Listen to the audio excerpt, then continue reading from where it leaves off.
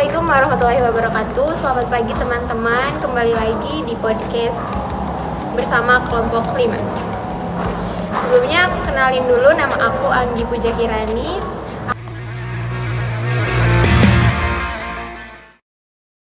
Aku yang akan memimpin nih dalam podcast dan pembahasan pada hari ini. Kita bakal ngebahas tentang topik yang sangat menarik dan penting nih, yaitu resiko pembiayaan.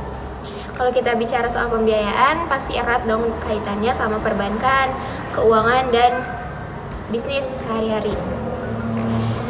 Di balik peluang dan manfaatnya, tentu aja ada yang namanya risiko.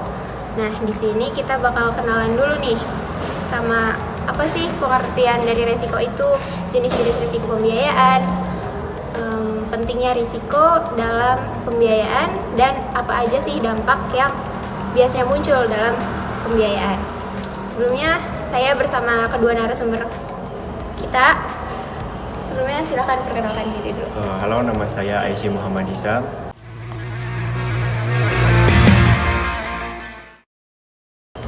Halo, nama saya Dinar Kamila Fasya.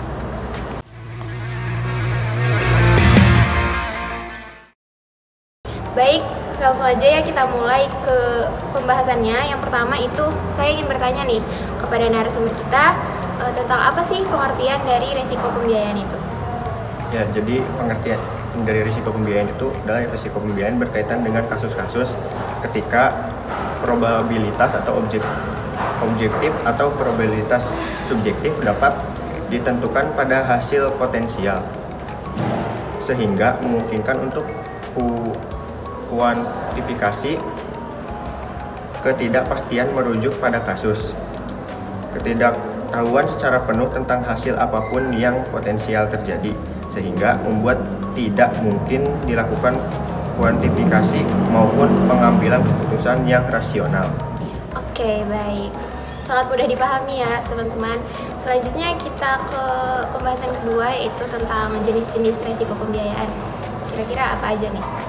Itu jenis-jenis risiko pembiayaan. Yang pertama yaitu risiko pembiayaan atau credit risk, yaitu bank dalam mesin risiko mereka mengambil, mentransformasi, dan kemudian meletakkannya pada produk dan jasa yang diberikan untuk menjamin berjalannya fungsi intermediar perbankan Islam.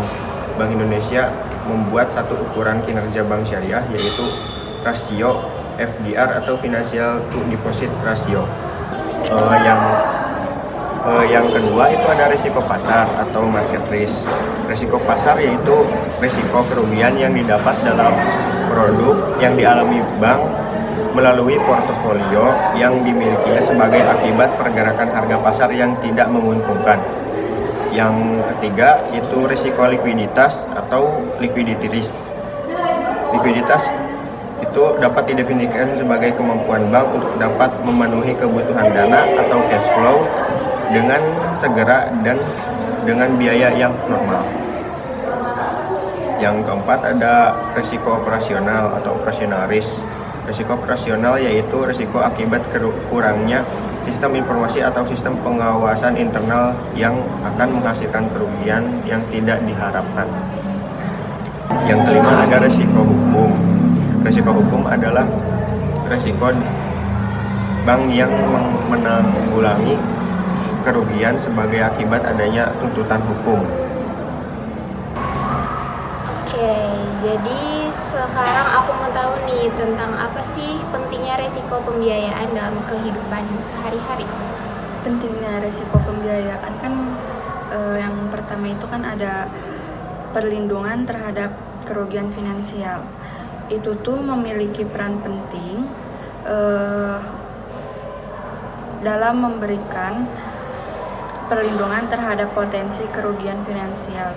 Dan yang kedua itu ada pengambilan keputusan yang lebih baik. Itu tujuannya untuk memanajemen risiko keuangan untuk menjadi lebih baik dan lebih penting. Ketiga itu ada pemeliharaan reputasi dan kepercayaan pemangku kepentingan. Itu tuh bertujuan untuk manajemen atau menjaga reputasi perusahaan dengan mengidentifikasi dengan baik. Dan oleh karena itu, manajemen resiko tidak hanya tentang melindungi, tapi menjaga kepercayaan, menjaga citra, dan lainnya. Oke, luar biasa. Ternyata penting banget ya buat kita tentang risiko pembiayaan itu. Selanjutnya, aku mau tahu tentang dampak dari risiko pembiayaan itu apa? Dampak dari risiko pembiayaan itu ada banyak. Salah satunya yang pertama itu ada pembiayaan produktif bermasalah bagi kesejahteraan karyawan apabila nilai pembiayaan yang mengalami permasalahan tersebut bernilai cukup tinggi, maka dapat mempengaruhi kinerja dari karyawan seperti dikenakan sanksi dan lainnya. Terus yang kedua itu ada pembiayaan produktif bermasalah dapat merugikan lembaga keuangan baik secara finansial maupun non-finansial. Dan yang ketiga itu ada pembiayaan produktif bermasalah juga dapat merugikan anggota penyimpanan. Yang keempat ada debt to total asset, itu berpengaruh terhadap dividend cash. Yang kelima ada earning per share, itu juga berpengaruh terhadap dividend cash. Dan yang keenam itu ada farm size, itu tidak berpengaruh terhadap dividend cash. Tapi hal ini disebabkan oleh keputusan manajemen perusahaan untuk mengalihkan dana. Yang ketujuh ada return on investment. Itu terjadi karena karena mempunyai pengaruh terhadap dividen cash. Oke, jadi teman-teman bisa kita simpulkan ya bahwa risiko pembiayaan itu adalah kemungkinan terjadinya kerugian ketika nasabah tidak bisa untuk memenuhi kewajibannya. Terus risiko ini ada jenis-jenisnya ya. Risiko pembiayaan ini ada risiko kredit, risiko operasional, dan risiko pasar. Dan masih banyak jenis-jenis risiko lainnya.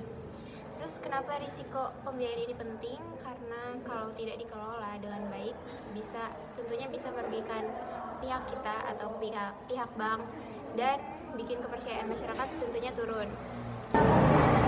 Terus kenapa tentang risiko pembiayaan itu penting? Karena kalau tidak dikelola dengan baik maka bisa merugikan pihak kita, pihak bank, dan merugikan pihak lainnya.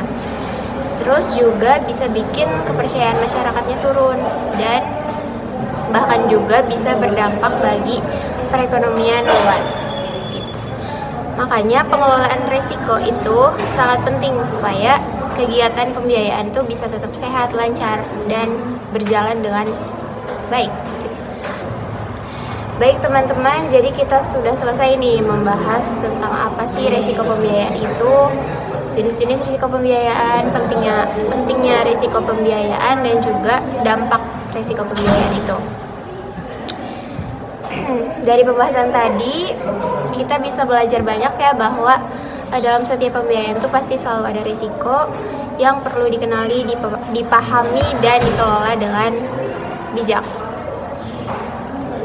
Semoga obrolan kita bersama narasumber ini menjadi gambaran yang lebih jelas serta dapat menambah wawasan teman-teman semua dalam menghadapi dinamika dunia dan global, khususnya dalam keuangan dan pembiayaan. Bye. Terima kasih banyak untuk narasumber kita atas waktunya, dan tentunya untuk semua pendengar setia yang sudah menyimak sampai akhir. Jangan lupa untuk follow podcast ini, like, dan komen untuk memberikan tanggapan atau pertanyaan terkait materi yang telah kami bahas tadi. Sampai jumpa di episode selanjutnya. Tetap semangat belajar dan salam hangat untuk semuanya.